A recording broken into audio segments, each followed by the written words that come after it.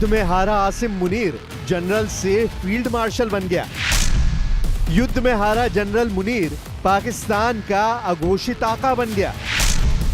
युद्ध में हारा जनरल मुनीर पाकिस्तान का कायदे आजम न बन जाए।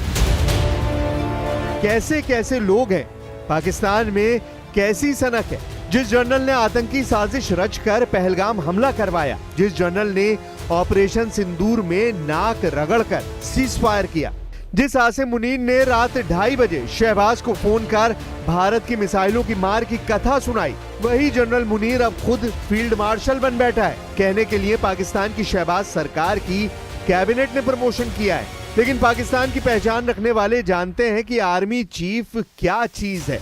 पाकिस्तान में सेना का सिपहसालार ही असली हुक्मरान है।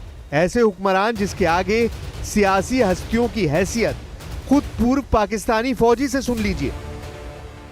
आर्मी चीफ थोड़ी होता है, वो तो बॉस होता है, वो तो सुपर किंग होता है ना जी। 75 साल से सुपर किंग है। अयूब दिया है वजीर आजम पाकिस्तान को अर्दली चपरासी है ये, चपरासी जर्नैलों के। ये आपके ख्याल में ये कोई लीडरशिप है यहाँ की? इनको जो जर्नैल GHQ लिख के देते हैं वो बोल देते हैं। यार क्या बात, आपको पता तो है अच्छे तरीके से कि पाकिस्तान चलाता कौन है। आसिम मुनीर खुद ही गुनहगार हैं, खुद ही कोतवाल हैं, जो मर्जी आए करे। लेकिन भारत के आगे इस जल्लाद जनरल की साजिशें नहीं चलेंगी, जैसे पाकिस्तान परस्तों की नहीं चल रही।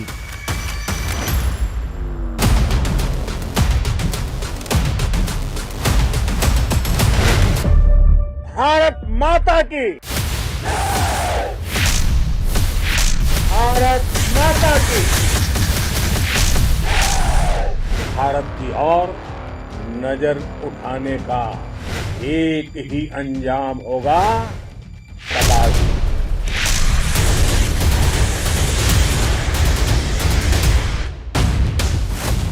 चीन, तुर्की, अजरबैजान और पाकिस्तान, ये चौकड़ी इस वक्त दुनिया में सबसे ज्यादा खतरनाक है। ऐसा अलायंस जिन्हें दहशतगर्दी नहीं दिखती, जिन्हें आतंकी आका नहीं दिखते, जिन्हें हथियारों की सौदेबाजी कर सिर्फ दौलत पटोड़नी है, खून खराबा मचाकर तानाशाही हुकूमतें बनाए रखनी है। ये गठजोड़ भारत ही नहीं पूरी दुनिया की नई टेंशन बन चुका है।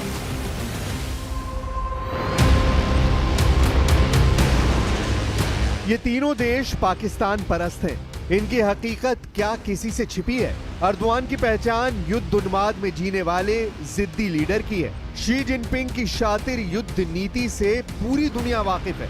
अजरबैजान के सुप्रीम लीडर समीर नूरियेव का बारूदी नकाब आर्मीनिया के साथ हुए युद्ध में उतर चुका है, लेकिन इसके बावजूद इन्होंने पाकिस्तान जैसे महामक्कार का साथ दिया है और आगे भी देने का दम भर रहे हैं। इसकी वजह क्या है? क्यों पाकिस्तान के लिए तीन देशों ने आतंक परस्ती को अपना उसूल बना लिया है? तो चलिए 7 मई की उस रात जब भारत ने पाकिस्तान में हाहाकार मचाया, जब पाकिस्तान में घुसकर भारत ने आतंकी मुख्यालयों के परखच्चे उड़ा डाले, जब मुजफ्फराबाद से मुरीदके तक ब्रह्मोस का बारूद बरस रहा था, तब ये तीन देश पाकिस्तानी मोर्चे पर साझेदारी निभा रहे थे। पाकिस्तान को बचाने के लिए चीन, तुर्की और अजरबैजान छटपटा रहे थे, मगर भारत की मार से मचे हाहाकार ने जनरल मुनीर को नाक रगड़ने पर मजबूर कर दिया। पाकिस्तान ने रहम की भीख मांगी, भारत ने बड़ा दिल दिखाया, हारे हुए पाकिस्तान को बख्श दिया, लेकिन अल्टीमेटम के साथ।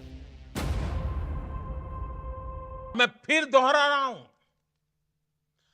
हमने पाकिस्तान के आतंकी और सैन्य ठिकानों पर अपनी जवाबी कार्रवाई को अभी सिर्फ स्थगित किया है। आने वाले दिनों में हम पाकिस्तान के हर कदम को इस कसौटी पर मापेंगे।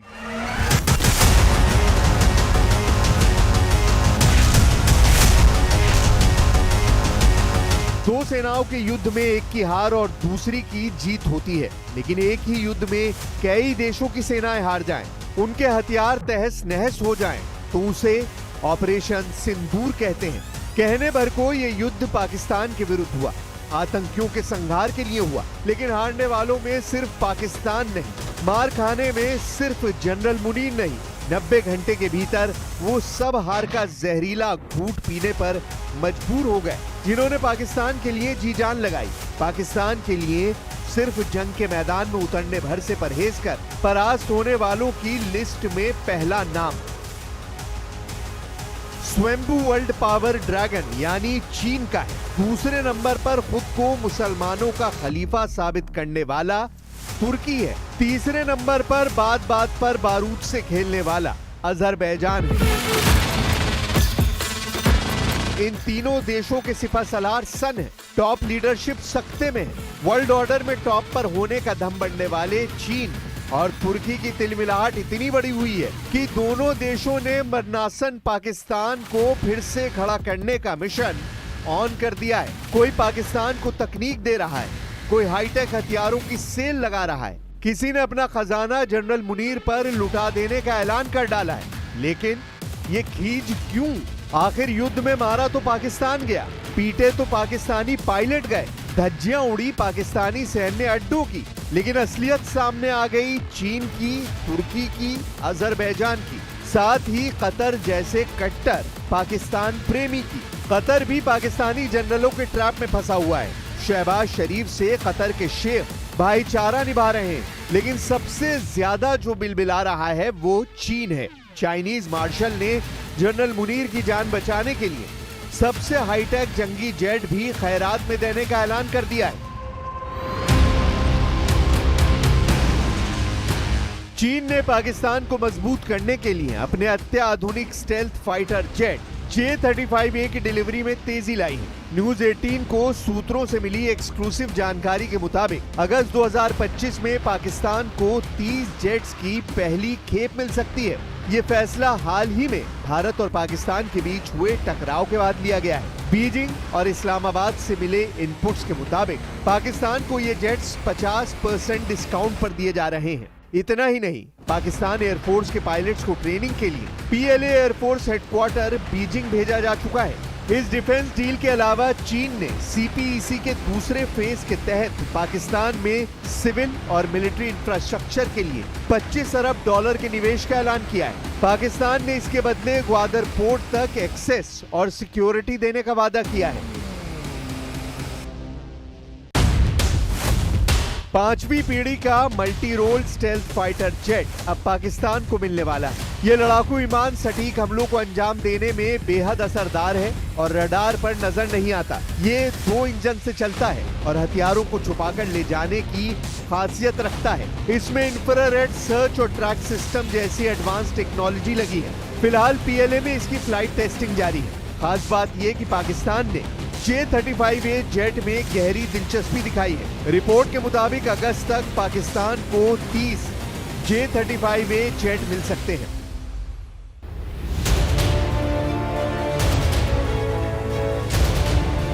ड्रैगन जनरल मुनीर से जंगी जेट की डील के लिए इस कदर उतावला क्यों है, इसे भी जान लीजिए।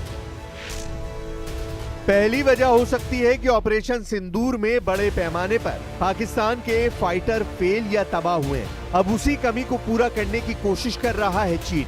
दूसरी वजह हो सकती है कि पाकिस्तान के जरिए अपने 5वीं पीढ़ी के फाइटर जेट को टेस्ट करना चाहता है, यानी पाकिस्तान को चीन ने बनाया वेपन लैब। तीसरी वजह हो सकती है कि कीमतों को 50% डिस्काउंट देकर चीन अपना माल खपाने की कोशिश में है, क्योंकि पाकिस्तानी सेना में 80% हथियार चीन के हैं। चाइनीज पॉलिसी की पोल ऑपरेशन सिंदूर ने खोल कर रख दी है। मेड इन चाइना हथियारों का सच भी दुनिया ने जान लिया है। चीन की साइबर आर्मी इस सच को छुपाने के लिए मरी जा रही है। ऑपरेशन सिंदूर के वक्त चीन ने वाइबो जैसे अपने सोशल मीडिया प्लेटफॉर्म पर पाकिस्तान के फर्जी दावों को हवा देना शुरू कर दिया था। हैशटैग्स चलाए गए, India opens flood gates, Pakistan shot down 6 Indian fighter jets. Pakistan की बातों को हूबहू दोहराकर चीन ने अपना एजेंडा साफ कर दिया। भारत के खिलाफ प्रोपेगेंडा चलाकर चीन अपने हथियारों का प्रचार कर रहा था। चीन ने वॉर टेंशन के बीच अपने हथियारों की जमकर मार्केटिंग की।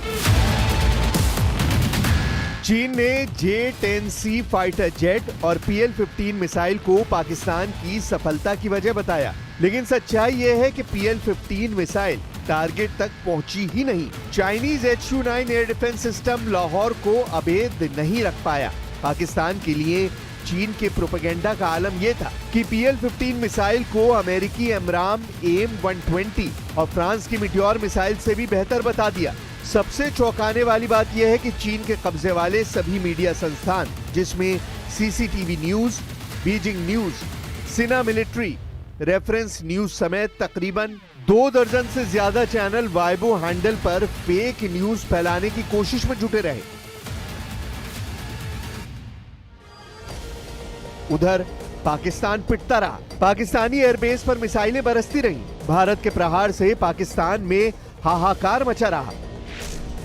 इस बीच JF-17 और विंग लूंग 2 जैसे चीनी सिस्टम भी फेल हो गए, जबकि AR-1 जैसी laser guided air to surface missile को भारतीय रडार ने ट्रैक कर इंटरसेप्ट कर लिया। चीन के हथियारों की साख धराशायी हो गई। तब पाकिस्तानी जनरल दुखड़ा रोने बीजिंग पहुंचे, जिन्हें फिर से चीन ने J-35A नाम का झुनझुना पकड़ा दिया है। पाकिस्तान जिन हथियारों और जिन देशों के दम पर उछलता है, उनका तमाशा पूरी दुनिया देख रही है। तुर्की के डिफेंस स्टॉक में भयंकर गिरावट शुरू हो गई है। तुर्की के हथियार निर्माताओं को खोजने से खरीदार नहीं मिल रहे। बाकी क्या ही कहा जाए। हालांकि पाकिस्तान अब भी शैतानी साजिशों से बाज नहीं आ रहा। भारत में जासूसी के आरोप में ताबड़तोड़ हो रही गिरफ्तारी इसका सबूत है। पहलगाम हमले के बाद खुफिया एजेंसियों ने कोड नेम से ऑपरेशन मीर जाफर शुरू किया, जिसके तहत पाकिस्तान के संपर्क में रहने वाले और उन्हें जानकारी भेजने वाले जासूसों की जानकारी जुटाई गई। जासूसों की पहचान के बाद शुरू हुआ ताबड़तोड़ गिरफ्तारियों का सिलसिला। ऑपरेशन सिंदूर की तर्ज पर चलाए गए ऑपरेशन मीर जाफर ने पाकिस्तान में हड़कंप मचा दिया। अब तक जिन जासूसों का पर्दाफाश हुआ है, उनका पूरा नेटवर्क देखिए, जिसमें सबसे अहम किरदार है दानिश, जो पाक उच्चायोग का अधिकारी है। ज्योति मल्होत्रा, यूट्यूब और जासूसी नेटवर्क की अहम किरदार। शाकिर, राणा शहबाज, ज्योति से पाक में मुलाकात, ज्योति के फोन में जट रंधावा के नाम से नंबर सेव। गजाला, जासूसी नेटवर्क की खजांची। यामीन मोहम्मद, गजाला का करीबी। देवेंद्र सिंह ढिल्लों, हरियाणा के कैथल से गिरफ्तार। अरमान, हरियाणा के नूह से गिरफ्तार। नौमान इलाही, हरियाणा के पानीपत से गिरफ्तार। तारीफ, हरियाणा के नूह से गिरफ्तार। यही नहीं, चंद सिक्कों के लिए वतन परस्ती का सौदा करने वालों की तलाश पूरे देश में शुरू हो चुकी है। सुरक्षा एजेंसियों को शुरुआती जांच में पता चला कि कई लोगों को पाकिस्तान ने पैसों का लालच और विदेश यात्राओं का झांसा देकर ISI का जासूस बनाया। इलेक्ट्रॉनिक सर्विलांस से यह भी पता चला कि भारत के नंबरों से पाकिस्तान में ढेरों जानकारियां साझा की गईं। जांच में पता लगा कि पाकिस्तान भेजी गई सूचनाएं दिल्ली, पंजाब, हरियाणा, राजस्थान, जम्मू कश्मीर और उत्तर प्रदेश से भेजी गई थी। सीक्रेट कोड नेम से चलाए गए ऑपरेशन में जांच एजेंसियों ने पहले पुख्ता सबूत जुटाए, फिर एक एक कर गर्दन दबोचना शुरू कर दिया। जांच एजेंसियों के मुताबिक पाकिस्तान का स्पाई नेटवर्क बहुत बड़ा है। अभी चंद गद्दारों की शिनाख्त हुई है। जैसे जैसे पूछताछ होगी, जांच आगे बढ़ेगी, पाकिस्तान में खलबली मचेगी। जैसे ऑपरेशन सिंदूर में पाकिस्तान जला, वैसे ही भारत में छिपे उसके पालतू जासूसों का नेटवर्क भी जलाकर भस्म कर दिया जाएगा। पाकिस्तान और उसके सरपरस्तों की किसी भी साजिश का जवाब भारत मुंह तोड़ देगा। ऑपरेशन सिंदूर इसका पहला रुझान है। आने वाले दिनों में पाकिस्तान के साथ उसके हमदर्दों की हेकड़ी भी गुल की जाएगी।